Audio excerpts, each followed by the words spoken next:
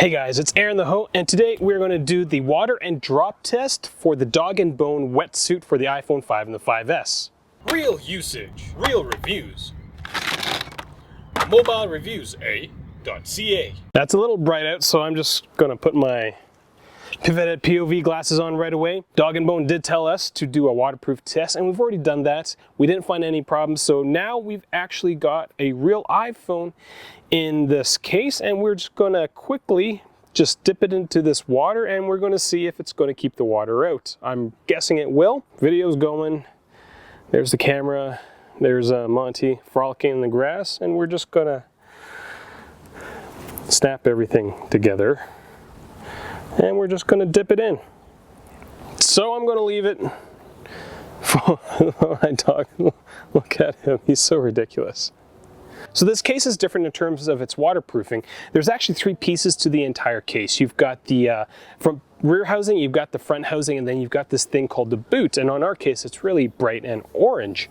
Now the front and rear housings, they don't have any sort of O-rings. It's the boot that provides the waterproofing. There's enough pressure between the two housings that it keeps the water out. So it'll be interesting to see where the water kind of sits on the case. It's been in there for a few minutes. Again, I'm not going to leave it in for an extended period of time. If water's not sucking it, if water's not going into the case right now, there's a good chance that water's going to stay out of the case. And because it's in such a shallow amount of water, if there was a leak, it would definitely happen in this little tub of water. So let's just pull it out.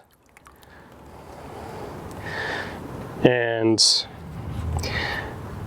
you know, the iPhone's still going, which is a good thing. Now, one of the things that Dog and Bone did mention was that water's actually going to get between the housings and the boot. So, you know, it may look like it's failing, but in reality, it's not. So we're going to take it apart, and we're going to take a closer look. Just drying off the case.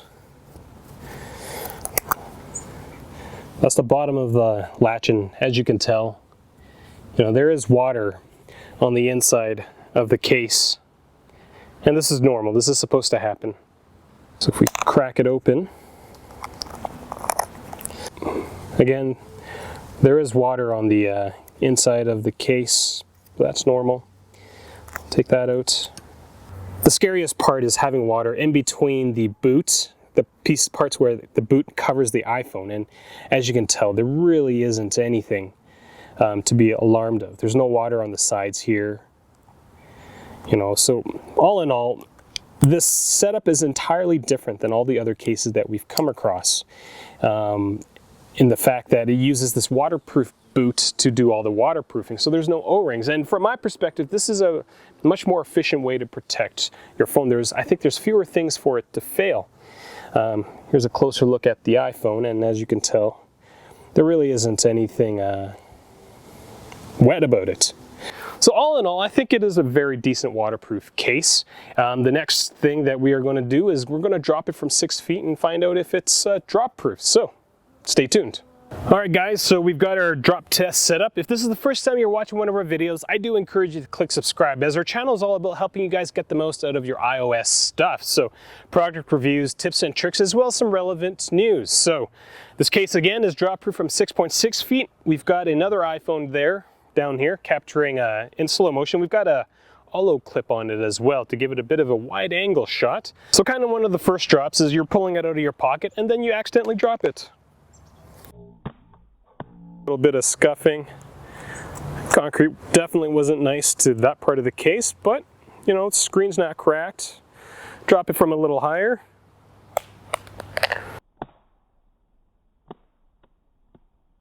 That time the latch came off, in the freak chance that, you know, you drop your phone and it falls into the lake and your latch comes off. This is still good because of the waterproof boot. There aren't any seals in the bottom of this latch here. Let's drop it from this side. So we're approaching about 5 feet. Doesn't look like it took that drop fairly well. The iPhone is still recording. All right, here's the deal breaker. 6 feet, 6.6 feet. Or 6.6 feet. So the case in that drop did come apart, but the iPhone didn't come flying out. We snap it back together, click it in, Say we do it one more time. One more time wouldn't hurt. We're gonna drop it this time latch position down and see. Let's see what happens.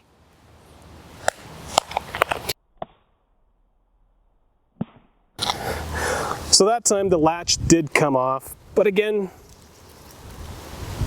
that tree's tickling my face. So we're just gonna take a quick look at the inside of the case. And the inside looks fine. Doesn't look like there's anything wrong with it. Front panel looks pretty good. If we were to take it out of the boot, the iPhone seems fine. So guys, that is basically the drop test and water test for the Dog and Bone Wetsuit. What do you guys think? Do you think it passed the water test? I think it did. How about the drop test? The phone doesn't come flying out, which is a great thing. So what do you guys think? Leave them in the comment section below. I'd like to know what you guys think. Stay tuned for the full review of this case, and then we're going to compare it against another case that has no screen protector, the LifeProof Nuud. So I'm Aaron the Ho. Thank you for watching, and keep your phone generally safe with the Dog and Bone Wetsuit. Thanks for watching.